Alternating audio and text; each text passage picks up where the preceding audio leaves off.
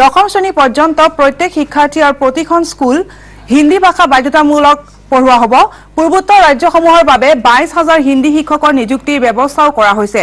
দিল্লীত অনুষ্ঠিত 37 সংখ্যক সংসদীয় চৰকাৰী ভাষা সমিতিৰ বৈঠকত অংশগ্ৰহণ কৰি সমিতিৰ অধ্যক্ষ তথা গৃহমন্ত্ৰীগৰাকীয়ে কয় যে চৰকাৰ চলোৱাৰ বাবে চৰকাৰী ভাষা হিচাপে হিন্দীক প্ৰাধান্য দিয়া হ'ব। হিন্দী বিষয়ৰ পৰীক্ষাসমূহৰ ক্ষেত্ৰতো পূৰ্বৰ তুলনাত অধিক গুৰুত্ব আৰোপ কৰা হ'ব। হিন্দী ভাষাক ইংৰাজী বিকল্প হিচাপে ব্যৱহাৰ কৰিব লাগে বুলিও স্পষ্ট কৰে অমিত শ্বাহে। দেশত হিন্দী ভাষাৰ প্ৰসাৰ আৰু প্ৰচাৰত গুৰুত্ব দিয়াৰ সময় আহি পৰিছে বুলিও মন্তব্য গৃহমন্ত্ৰী অমিত শ্বাহৰ। শ্ৰেণী পৰ্যন্ত হিন্দী বাধ্যতামূলক হ'ব আৰু সংসদীয় সমিতিৰ বৈঠক আছিল। এইটো চৰকাৰী ভাষা বিষয়ক যি সংসদীয় সমিতিৰ বৈঠক আছিল, সেই বৈঠকৰ অধ্যক্ষ আৰু গৃহমন্ত্ৰী অমিত শ্বাহে এই কথা ঘোষণা কৰিছে যে উত্তৰ পূৰ্বৰ 8খন ৰাজ্যত দশম শ্ৰেণী পৰ্যন্ত প্ৰত্যেকগৰাকী শিক্ষাৰ্থীয়ে হিন্দী ভাষা পঢ়িব লাগিব। প্ৰত্যেকখন স্কুলত হিন্দী ভাষা বাধ্যতামূলকভাৱে পঢ়োৱা হ'ব আৰু তাৰ বাবে 22,000 জন হিন্দী ভাষাৰ শিক্ষকক ইয়ালৈ প্ৰেৰণ কৰা হ'ব। শীঘ্ৰেই হয়তো কিছু দিনৰ পাছতেই এই সন্দৰ্ভত চূড়ান্ত সিদ্ধান্ত হ'ব।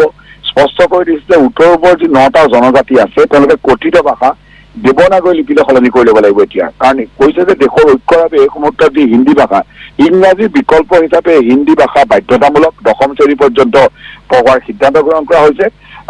ইয়াকে লৈ ইতিমধ্যে বিভিন্ন প্ৰতিক্ৰিয়া আহি পৰিছে।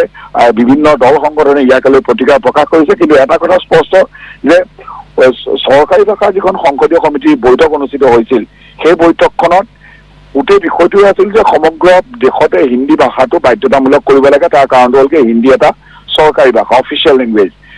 কেৱল উত্তৰ পূবেই নহয়, সমগ্ৰ দেশতে প্ৰতিখন দাক্ষিণাত্যৰ বিভিন্ন অঞ্চলেই হওক বা আমি যদি উত্তৰ ভাৰতত যাওঁ, দক্ষিণ ভাৰত সকলোতে, কিন্তু দেখা যায় যে উত্তৰ পূবৰ বিভিন্ন ৰাজ্যত এতিয়া ইংৰাজী বহুত ৰাজ্যত শিকোৱা হয়, কোনোবা ৰাজ্যত স্থানীয় ভাষাত সকলো শিকোৱা হয়। এনে ক্ষেত্ৰত অসমত যদি দৃষ্টিকোণৰ পৰা চাওঁ, অসমত ইয়াৰ প্ৰভাৱ কেনেকুৱা পৰিব।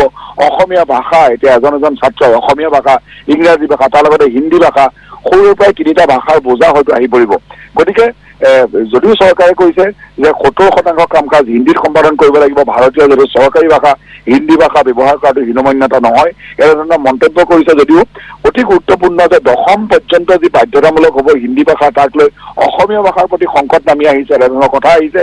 কাৰণ অসমীয়া ভাষা, হিন্দী ভাষা, ইংৰাজী ভাষা, তাৰ উপৰি আৰু এডিচনেল লেংগুৱেজ ছাত্ৰ ছাত্ৰীসকলে লয়।